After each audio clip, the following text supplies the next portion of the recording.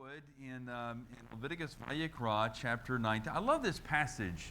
This is just a golden passage. It's really, you think about it. If you look at the Torah and you look at the 5 books, if you were to, this is kind of like right in the middle of Leviticus.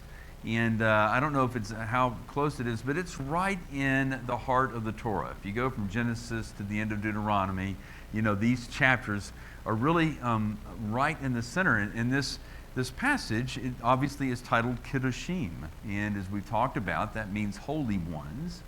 And what does that mean? We talk about the idea of it being set apart and being something different and otherly. But I think we could also argue that it's even more than that, because we see that sometimes it's something that has to do, it is able to impart influence on things around it.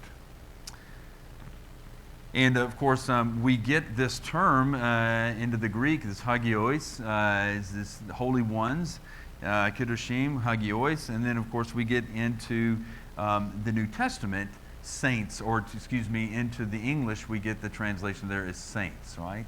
So we have a Saint Mark, we have a Saint Ed, we have a Saint Jorge, we have a Saint Janet, we have a Saint Amy, we have a Saint.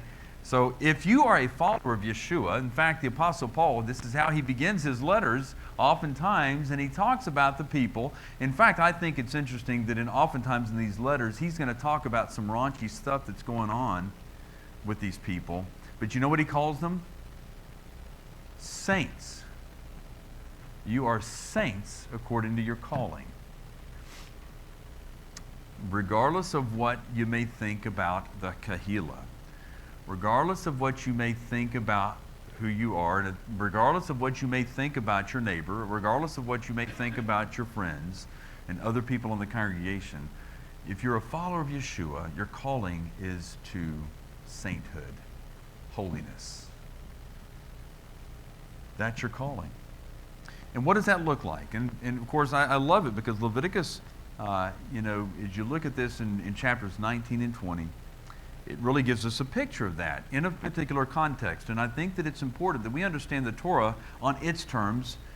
And this is a big problem within the Messianic movement, but I'll get into that. So if you just track with me in this first few verses in Leviticus 19, then the Lord spoke to Moses, Adonai spoke to Moses, saying, "Speak to all the congregation of the sons of Israel and say to them," and this is God speaking to the nation of Israel.